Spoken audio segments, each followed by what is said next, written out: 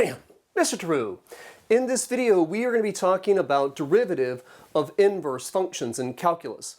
If you're like my students, you may, even though you're a really strong student, you may have forgotten a lot of characteristics about inverse functions. We're going to make sure that we cover all of the fundamentals in this video before we get to the three examples, which you will find timestamps in the description below to jump ahead.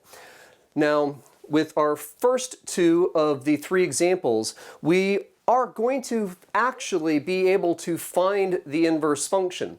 But in the third example, that will not be a possibility. And indeed, on the AP Calculus exam, if you're given a question about derivatives of inverse functions, they will be written in a way that will prevent you from being able to find the inverse function from the function given. And they're going to do that two ways. They'll either give you a function not as simple as this one, where it would be algebraically very difficult, if not impossible, to find the inverse function, or they'll be giving you information, say, in a table of values. That'll be like what we see in the third example. But we're going to be working with some, fairly basic functions here to get the understanding of how the formula works that you're ultimately going to be introduced to in this lesson. So first of all, let's just talk about the function y is equal to, or f of x is equal to, well, x squared. Or in calculus, of course, we understand that as a parent function, that is a parabola.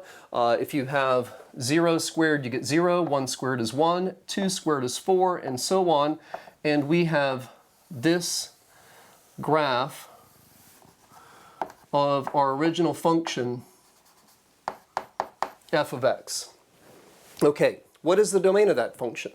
Well, the domain of this function, f of x is equal to x squared, is equal to, as we can see that from the graph going left and right forever, negative infinity to positive infinity. The range of this function, the smallest y value included, is 0, so our range goes from 0 to infinity. Great.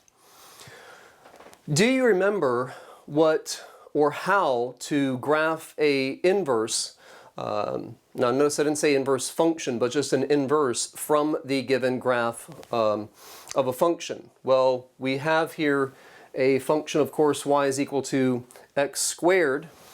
So if you aren't sure about your graphing of an inverse from a given graph, or indeed a function, you may want to identify some points like negative 2, 4, negative 1, 1, 0, 0, 1, 1, and 2, 4. And I'm going to go ahead and take the time to actually write that in a t-table type format.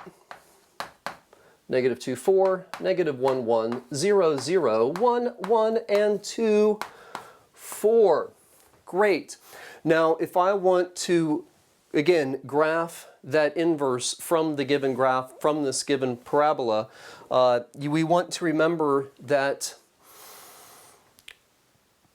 the geometric relationship between a function and its inverse, it is a reflection over the line y is equal to x. So when you take a graph and you reflect it over the line y equals x, the role of the x and y values change. So our inverse, which we're about to graph, our inverse equation is going to have, instead of the coordinate negative 2, 4, it's going to have the coordinate of 4, negative 2. Instead of the coordinate of negative 1, 1, it'll be 1, negative 1, and 0, 0, and 1, 1. And again, the roles of x and y changing as you go from a function to a graph of its inverse. We're going to have, instead of 4, 2, 4, we're going to have the coordinate of 4, 2. Well, okay, so let's see what we have here. We have 4, negative 2. We've got 1, negative 1, 0, 0, 1, 1, and 4, 2.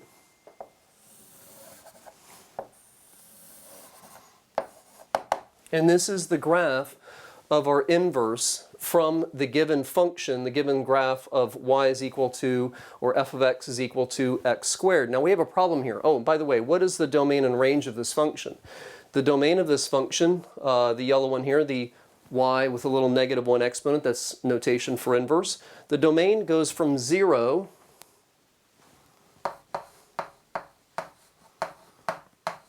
to infinity, the smallest x value of 0, and you go to the right forever. And the range is going to be, this parabola is going to open down forever and up forever. So the range, is negative infinity to positive infinity. So I'm trying to, again, recall for you and help you recall that when you're dealing with an inverse equation, from the original function, the roles of x and y change. What was the domain, the independent values, now become the range or the dependent values, and so on and so on. Well, this original function of y is equal to x squared, f of x is equal to x squared, has an inverse which is not a function. This is actually an inverse relation, right? For a function, which means that a function is where every single element of the domain yields one element of range. For a function to have an inverse function, we're started off with a function, but this parabola is in such a way that when we reflected it over the line y equals x, our inverse, we don't have the equation of it, but our inverse we can see is going to fail the vertical line test. It is a relation. So for a function to have an inverse function, it must be 1 to 1. Now I understand we're in AP Calculus or Calculus Honors or whatever math class you're in, but you may have forgot exactly what a 1-to-1 function is. Well, first of all, we are talking about the original graph. The original function must be, well, thus, I keep saying it, a function. So first you need to have a function. So each element of the domain, defaulting to values of x and y, or the variables of x and y, but each element of the domain is going to map to a single value of the range, or each x maps to one y. But and, this is not 1-to-1, and you also need each value of y, each element in the range, mapping to exactly one element in the domain. This, graphically, checking whether or not each x maps to only one y, is what we know as the vertical line test. I don't have room to write that. And one y mapping to only one x would be checked, at least graphically, with a horizontal line test. So let's go ahead and put a visualization of a horizontal line test on our original y equals x squared. Like maybe up here where we have the horizontal line of y is equal to 5. Well, that horizontal line test for our original function is crossing the parabola in two places. So thus we are failing the original parabola y is equal to x squared is going to fail that horizontal line check, that 1-to-1 function test where we have a value of y, which is y equal 5, yielding more than one value of x. So y is equal to x squared is not 1-to-1 with the domain of negative infinity to positive infinity. Now, why do we need this extra 1-to-1 check for a given function to determine whether or not it would have an inverse function? Lots of equations, if maybe probably being correct to say all, but it's not hard to have a function have an inverse relation, but specifically we want to talk about inverse functions. Well, if the role of x and y swap as you reflect over the line y equals x, or you take that first step of solving an inverse equation by changing the role of x and y, what was y equals 5 is going to become the vertical line of x equal 5 for the inverse. So the horizontal line test of an original function is the vertical line test of your inverse. That's why a function needs to be 1-to-1 for its inverse to be, to be guaranteed that its inverse would also be a function. Well, to pull a little bit of calculus in here, and I'm going to do some blue for this, look at our original parabola. From the domain of, or for the x values from negative infinity to 0, if y is equal to x squared, well then y prime with our function decreasing on the interval from negative infinity to 0. Well, if your function is decreasing, that means your slopes are negative. Derivative is a function which yields you slope. So from negative infinity to 0, this parabola, or y prime, is going to have a slope which is less than 0. As we go from 0 to infinity, again, I'm looking at the function y is equal to, or f of x is equal to x squared. We're increasing. That would yield us, of course, y prime. Bothers me a little bit. I'm got a function name of f, and now I'm saying y. So I'm going to go up here and say y is equal to x squared.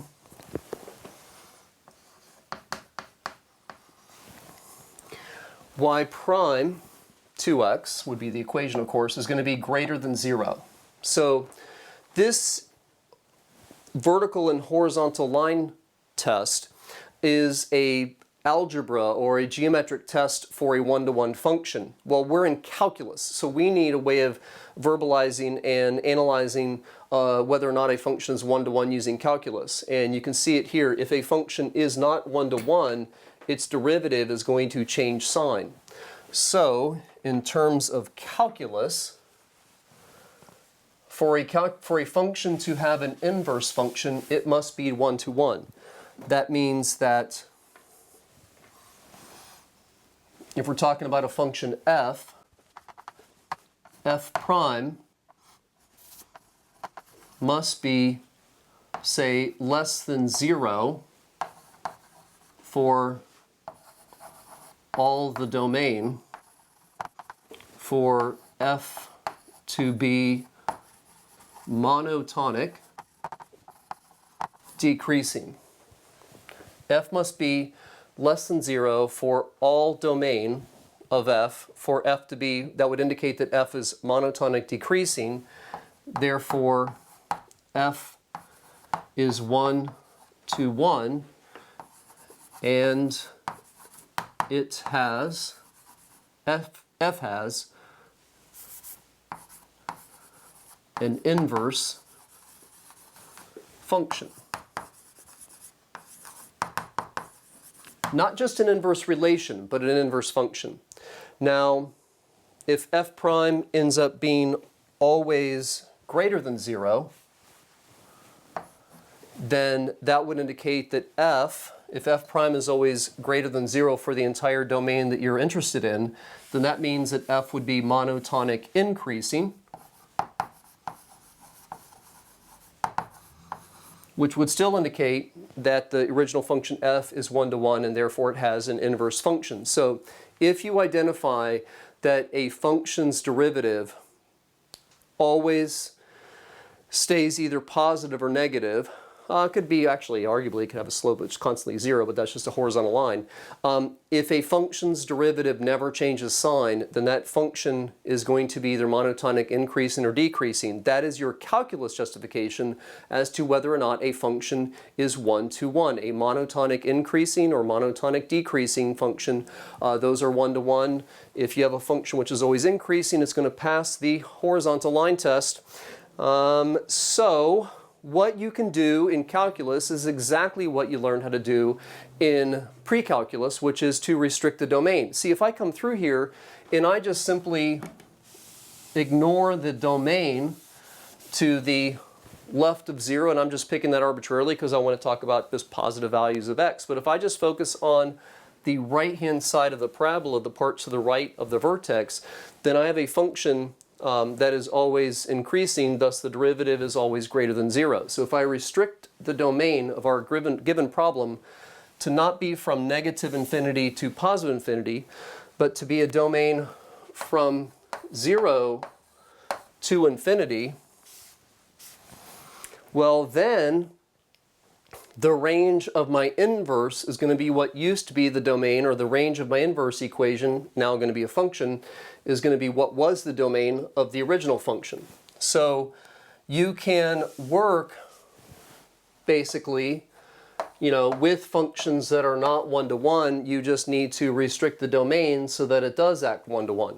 On the domain from 0 to infinity, f of x is equal to x squared. We'll have a derivative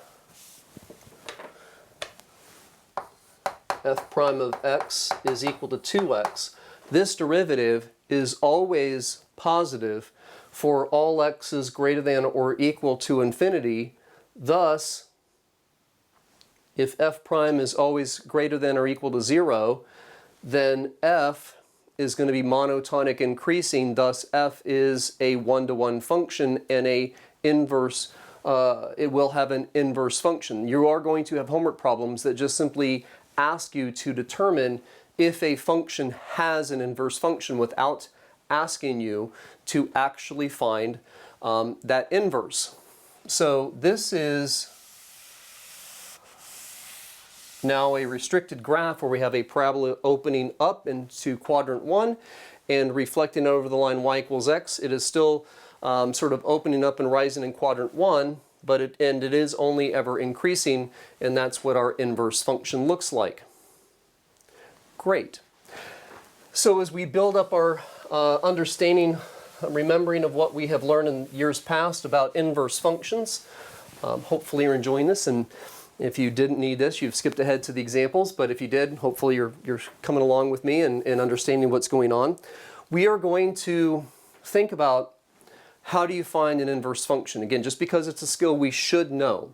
Now, if we have f of x is equal to x squared, and I'm going to write that as y is equal to x squared, step 1 of finding an inverse function is to change the role of x and y. So we have here, we're going to replace y with x, and we're going to place y in place of x. We're just swapping the location of these variables.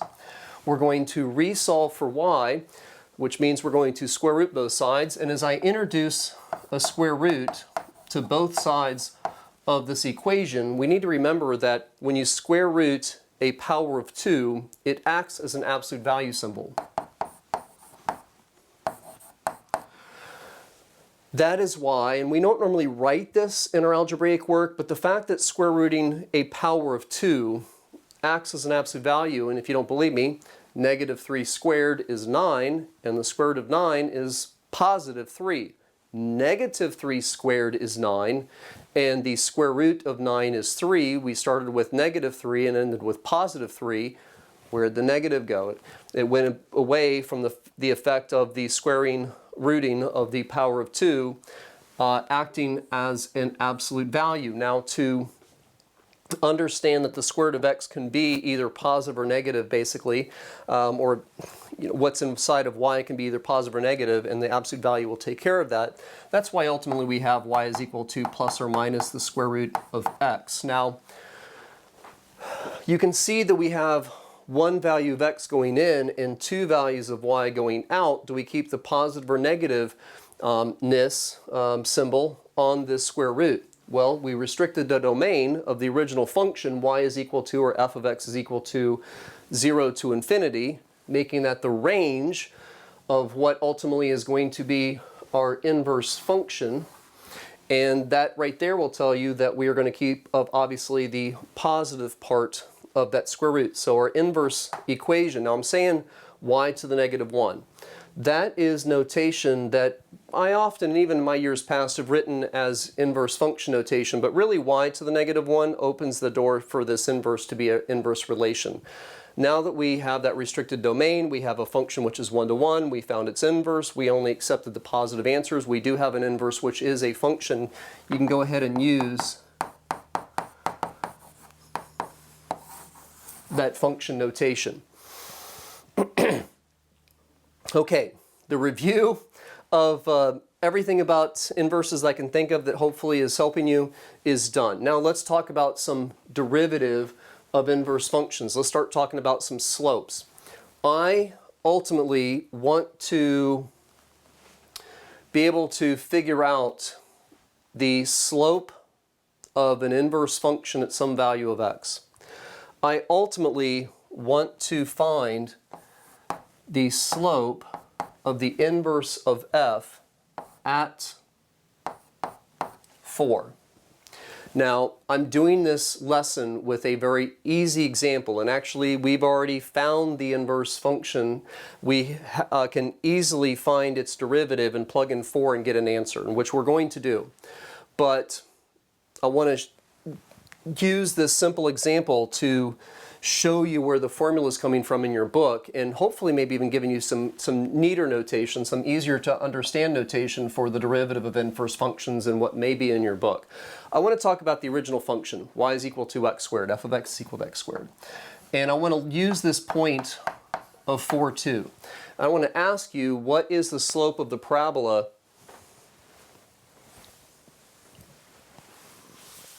Try that again.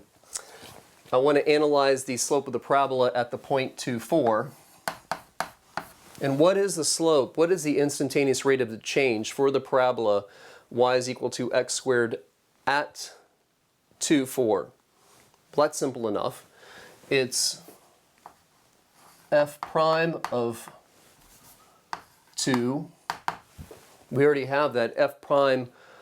If f of x is x squared, then f prime of x is 2x. So we just say f prime of 2 is 2 times 2, which is equal to, or therefore f prime of 2 is equal to 4.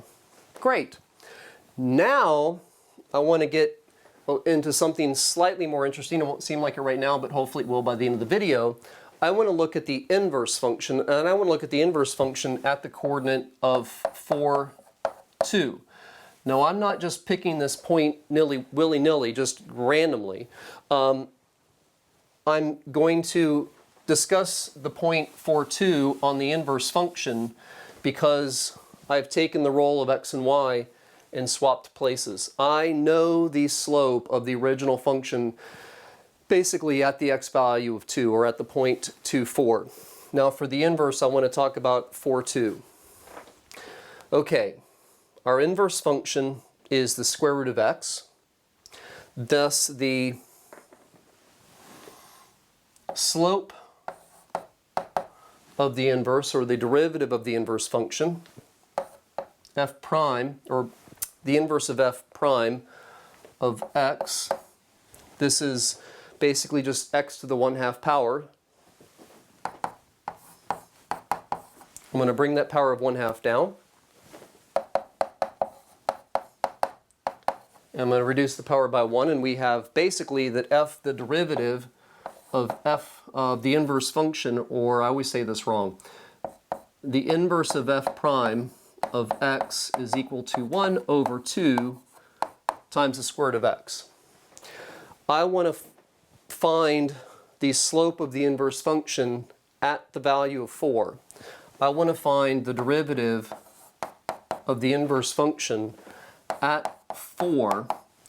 That's going to give us 1 over 2 times the square root of 4, or 1/4. It is not an accident or just a random coincidence that the slope of the inverse function at 4, 2 is the reciprocal of the slope of the original function at 2, 4. Because I took the x and y coordinate on the original function and swapped places and made or identified a sort of corresponding point on the inverse function, those slopes, instead of a slope of 4 at the x value of 2 for the original function, we have a slope of 1/4 at the x value of 4 for the inverse function. The fact that these are reciprocal is exactly what this lesson is about. When you go to find the slope of an inverse function on an AP test, it will be written in a way that prevents you from being able to find the actual inverse function. So let's pretend that we have a function for which we cannot find the inverse, but yet we're being asked to find the slope of that inverse function at some given value of x. You would first take the derivative. You would make sure that the derivative does not change sign on some given domain. Thus, the original function is monotonic, increasing or decreasing in 1 to 1. So an inverse function exists. You only have one answer. And you're going to realize you're being asked to find the slope of an inverse at a given value of x.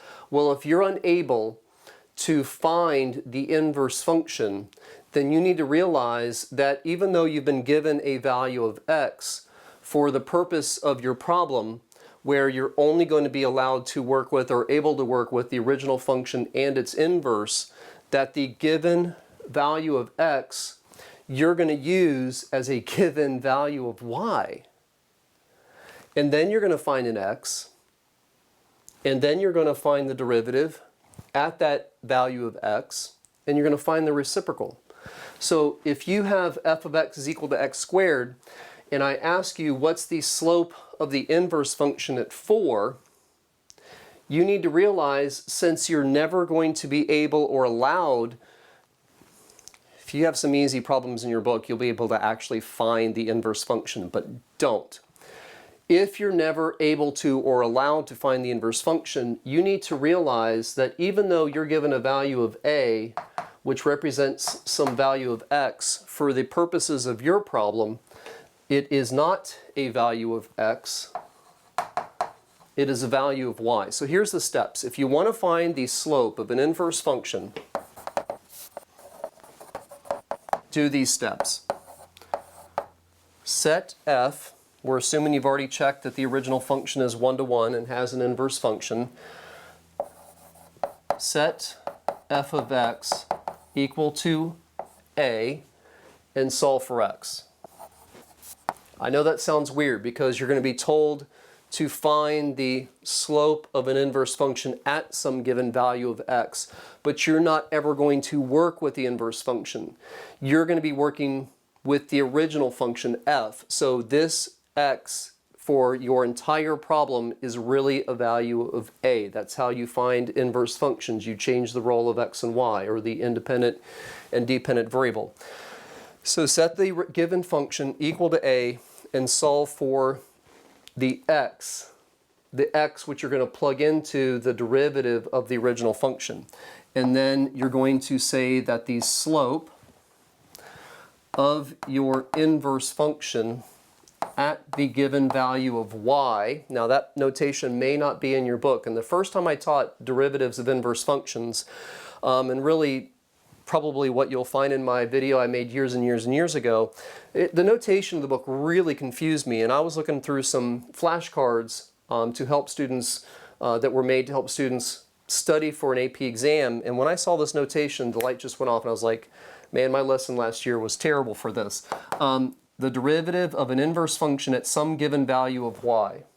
The x for the inverse is a y value in terms of it's a y for the original function, or the inverse of that function. So the derivative of an inverse function at y is going to be equal to 1 over f prime of x. So let's walk through these steps for our original problem, and then we'll do some other ones. Oh, you want me to find the slope of the inverse at 4? Well, because I'm never going to work with the inverse, even though that's the x of the inverse, it's the y of the original function. So we have the original function, which is x squared. We're going to set it equal to 4. We're going to solve for x. We're going to keep only the positive answer because the domain of the given function is restricted to be all positive numbers. So the range is going to be all positive numbers. The range of the inverse. Anyway, so yeah, and we're not going to do plus or minus 2 because that would be outside the domain of the original function. So for the given y value of 4, the value of x is 2. So then we're going to do the slope of the inverse at 4 is equal to 1 over f prime, which you're going to have already because you found the derivative of the given function to determine if that given function is 1-to-1 on the restricted or given domain or whatever. And so we have 1 over 2 times 2, and there's the 1/4 that we got previously. But we found the slope of 1/4 by actually using the inverse function. So hopefully that makes sense, but just in case it doesn't, let's keep these directions up here and we'll apply it to a new problem. And for simplicity, it's going to be something I can easily do in my head. And arguably, the function I'm about to give you, you could actually find the inverse and then just work with it. But if you're my student, you wouldn't get any points for that. So example number 2, because you won't be able to find the inverse function on the AP exam, we have the given function f of x is equal to 5 minus 2 x cubed, and I want to find the slope of the inverse function at the a value of 21. So effectively, I want to find the slope of the inverse function at 21. So this is a given value of x for the inverse function, which you're going to try and find the slope of. But you're not going to find, nor are you allowed to find, the actual inverse function. So first let's find the derivative of the given function. So we have f prime of x is equal to negative 6x squared. Okay, when you take a number and you square it and you multiply it by a negative number, and I don't need to restrict the domain for this because it's a cubic function, and as you're about to see, f prime is less than 0 for or on the entire domain of the original function, which is all real numbers are negative infinity and positive infinity. And therefore, f is monotonic decreasing and has an inverse function. Okay, great. So the inverse is not a relation, thus giving us potentially 2 different slopes for a given value of x. That x for this problem being 21. Okay, I want to leave the directions up here in case we need it, so I'm going to erase this.